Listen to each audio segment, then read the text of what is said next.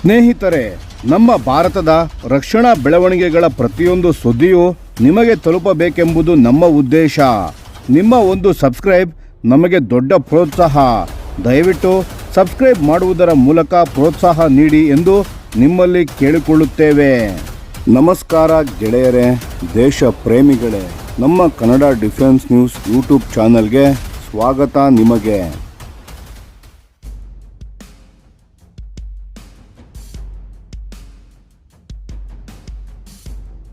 ತೇಜಸ್ ಯುದ್ಧ ವಿಮಾನದ ಅಪಘಾತ, ಅಸಲಿ ವಿಷಯವೇನು? ನಮಸ್ಕಾರ ಸ್ನೇಹಿತರೆ, ಭಾರತದ ಹೆಮ್ಮೆಯ ತೇಜಸ್ ಯುದ್ಧ ವಿಮಾನದ ಬಗ್ಗೆ ಈಗೊಂದು ದೊಡ್ಡ ಸುದ್ದಿ ಹರಿದಾಡುತ್ತಿದೆ. ಇತ್ತೀಚೆಗೆ ವಾಯುಪಡೆಯ ತೇಜಸ್ ವಿಮಾನವೊಂದು ರನ್ವೇನಿಂದ ಹೊರಗೆ ಹೋಗಿ, ಅಂದರೆ ಓವರ್ ಶೂಟ್ ಆಗಿ ದೊಡ್ಡ ಮಟ್ಟದ ಹಾನಿಯಾಗಿದೆ ಎಂಬ ವರದಿಗಳು ಕೇಳಿಬಂದಿದೆ. ಹಾಗಾದರೆ ನಿಜಕ್ಕೂ ಏನಾಯಿತು? ಈ ಘಟನೆಗೆ HAL ಕೊಟ್ಟ ಸ್ಪಷ್ಟನೆ ಏನು? ಬನ್ನಿ ಇವತ್ತಿನ ವಿಡಿಯೋದಲ್ಲಿ ಇದರ ಕಂಪ್ಲೀಟ್ ಡೀಟೇಲ್ಸ್ಗಳನ್ನು ನೋಡೋಣ. ಘಟನೆಯ ಹಿನ್ನೆಲೆ.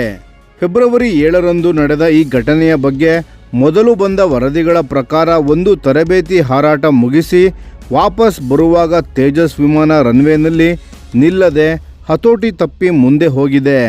ಇದಕ್ಕೆ ಬ್ರೇಕ್ ಫೇಲ್ಯೂರ್ ಕಾರಣ ಇರಬಹುದು ಎನ್ನಲಾಗುತ್ತಿದೆ.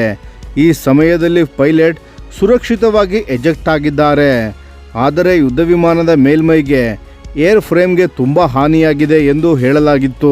ಈ ಘಟನೆಯ ನಂತರ ಮುನ್ನೆಚ್ಚರಿಕೆಯ ಕ್ರಮವಾಗಿ ಸುಮಾರು 30 ತೇಜಸ್ ಯುದ್ಧ ವಿಮಾನಗಳ ಹಾರಾಟವನ್ನು ಭಾರತೀಯ ವಾಯುಪಡೆ ತಾತ್ಕಾಲಿಕವಾಗಿ ಸ್ಥಗಿತಗೊಳಿಸಿ ತಾಂತ್ರಿಕ ತಪಾಸಣೆಗೆ ಆದೇಶಿಸಿದೆ.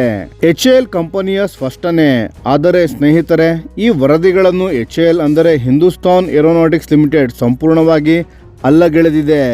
ಸೋಮವಾರ ಅಧಿಕೃತ ಹೇಳಿಕೆ ಬಿಡುಗಡೆ ಮಾಡಿದ HAL, ಇದೊಂದು ಸಣ್ಣ ತಾಂತ್ರಿಕ ದೋಷ ಅಷ್ಟೇ ಹೊರತು ವಿಮಾನ ಕ್ರ್ಯಾಶ್ ಆಗಿಲ್ಲ ಅಂತ ಸ್ಪಷ್ಟಪಡಿಸಿದೆ. HAL ಹೇಳಿರೋದು ಇಷ್ಟು: ತೇಜಸ್ ವಿಮಾನ ಪತನಗೊಂಡಿದೆ ಎಂಬ ಸುದ್ದಿಗಳು ಸುಳ್ಳು. ನೆಲದ ಮೇಲೆ ನಡೆದ ಒಂದು ಸಣ್ಣ ತಾಂತ್ರಿಕ ಘಟನೆ ಇದಾಗಿದೆ. ಪ್ರಪಂಚದ ಬೇರೆಲ್ಲ ಫೈಟರ್ ಜೆಟ್ಗಳಿಗೆ ಹೋಲಿಸಿದರೆ ತೇಜಸ್ ಯುದ್ಧ ವಿಮಾನ ಇವತ್ತಿಗೂ ಅತ್ಯುತ್ತಮ ಸೇಫ್ಟಿ ರೆಕಾರ್ಡನ್ನು ಹೊಂದಿದೆ. ಹೂಡಿಕೆದಾರರ ಆತಂಕ ಮತ್ತು ಹಿನ್ನೆಲೆ. ಈ ಸುದ್ದಿ ಹೊರಬರುತ್ತಿದ್ದಂತೆಯೇ ಷೇರು ಮಾರುಕಟ್ಟೆಯಲ್ಲಿ HAL ಕಂಪನಿಯ ಷೇರುಗಳು 3% ಕುಸಿತವನ್ನು ಕಂಡವು. ಯಾಕೆಂದರೆ ಕಳೆದ ಕೆಲವು ವರ್ಷಗಳಲ್ಲಿ ತೇಜಸ್ ಯುದ್ಧ ವಿಮಾನಕ್ಕೆ ಸಂಬಂಧಿಸಿದಂತೆ ಇದು 3ನೇ ಘಟನೆ ಎಂದು ಹೇಳಲಾಗುತ್ತಿದೆ. ಮೊದಲನೆಯದ್ದು ಮಾರ್ಚ್ 2024ರಲ್ಲಿ ಜೈಸಲ್ಮೇರ್ ಬಳಿ ನಡೆದಿತ್ತು.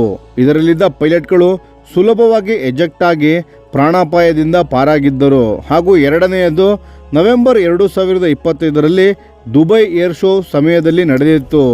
ಮ್ಯಾನ್ಯೂವರಿಂಗ್ ವೇಳೆ ಇದರಲ್ಲಿದ್ದ ಒಬ್ಬ ಪೈಲಟ್ ಸಾವನ್ನಪ್ಪಿದ್ದರು.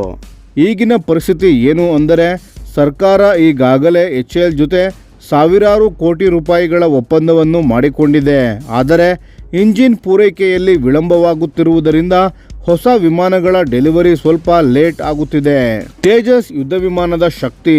ತೇಜಸ್ ಅನ್ನೋದು ನಮ್ಮ ದೇಶದ ಸ್ವದೇಶಿ ನಿರ್ಮಿತ single engine multi role fighter jet. ಇದು ಸಮುದ್ರದಲ್ಲಿ ಕಣ್ಗಾವಲು ನಡೆಸಲು ಮತ್ತು ವೈರಿಗಳ ಮೇಲೆ ದಾಳಿ ಮಾಡಲು ತುಂಬಾನೇ ಸಮರ್ಥವಾಗಿದೆ.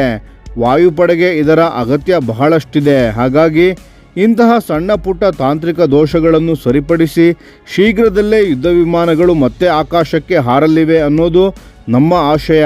ಸ್ನೇಹಿತರೆ, ನಿಮಗೇನೆನಿಸುತ್ತದೆ? ನಮ್ಮ ತೇಜಸ್ ವಿಮಾನದ ಸಾಮರ್ಥ್ಯದ ಬಗ್ಗೆ ನಿಮ್ಮ ಅಭಿಪ್ರಾಯವನ್ನು ಕಮೆಂಟ್ ಮಾಡಿ ತಿಳಿಸಿ. ಧನ್ಯವಾದಗಳು.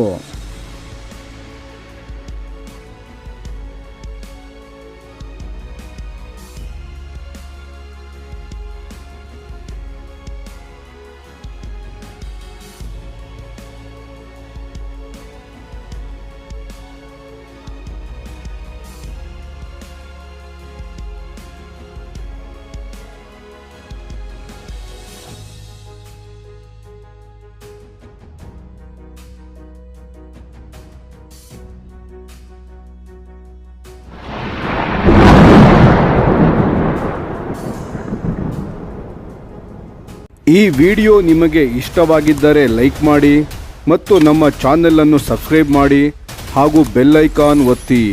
ಯಾವ ಅಪ್ಡೇಟ್ಗೂ ಮಿಸ್ ಆಗಬೇಡಿ. ಡಿಫೆನ್ಸ್ ಸುದ್ದಿಗಳನ್ನು ತ್ವರಿತವಾಗಿ ಪಡೆಯಿರಿ. ನಿಮ್ಮ ಬೆಂಬಲವೇ ನಮ್ಮ ಶಕ್ತಿ. ಭಾರತ ಬಲಿಷ್ಠವಾಗಲಿ ಎಂದು ಆಶಿಸುತ್ತಾ ಭಾರತ ಮಾತೆಗೆ ಜೈ. ಧನ್ಯವಾದಗಳು.